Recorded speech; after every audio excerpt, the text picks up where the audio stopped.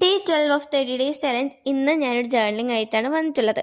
കുറേ കാലത്തിന് ശേഷമാണ് ഞാനൊരു ജേർണലിങ്ങിൻ്റെ വീഡിയോ എടുക്കുന്നത്. ഇന്ന് എന്ത് കണ്ടൻറ്റ് ചെയ്യുമെന്ന് ആലോചിച്ചിരിക്കുമ്പോൾ എനിക്കൊരു കാര്യം ഓർമ്മ വന്നത്.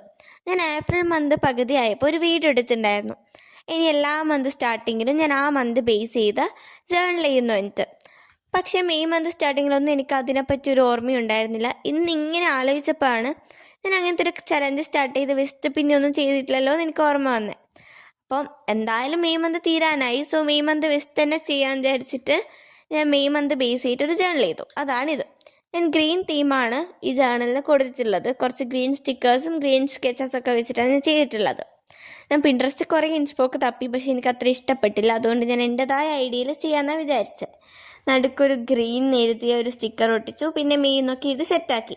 എനിക്ക് അതുവരെ ചെയ്തത് ഇഷ്ടമായിട്ടുണ്ടായിരുന്നു. പിന്നെ ഞാൻ കുറച്ച് റൈറ്റിങ്സ് ചെയ്തപ്പോൾ എനിക്ക് അത്ര വലിയ അങ്ങോട്ട് ഇഷ്ടമായില്ല. എഴുതിയതെന്തോ വലിയ രസമില്ലാത്ത പോലെ തോന്നി. ഞാൻ മെയ് മന്തിനെ കുറിച്ച് തന്നെ എഴുതിയിട്ടുണ്ടായിരുന്നു. എനിക്ക് മെയ് മന്തിനെ കുറിച്ചുള്ള ഒപ്പീനിയൻസ്.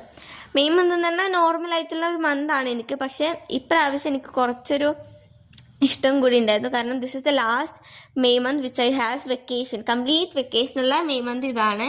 പിന്നെയാണെങ്കിൽ മെയ് മന്തിലെ മെയിൻ സ്പെഷ്യാലിറ്റി മദേഴ്സ് ഡേ ആണ്. അതൊരു അടിപൊളി ദിവസമാണ്. പിന്നെന്താ, അങ്ങനെ ഞാൻ മെയ് മന്തിനെ കുറിച്ച് എന്തൊക്കെയോ എഴുതി കൊടുത്തു.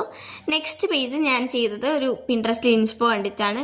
പെർഫെക്റ്റ് അതേപോലെയല്ല ചെയ്തത്. എൻ്റെ കയ്യിലുള്ള സ്റ്റിക്കേഴ്സ് വെച്ച് എനിക്ക് ചെയ്യാൻ പറ്റുന്ന രീതിയിലാണ് ഞാൻ ചെയ്തെടുത്തിട്ടുള്ളത്. സോ നിങ്ങൾക്ക് ഇത് ട്രൈ ചെയ്ത് നോക്കാം.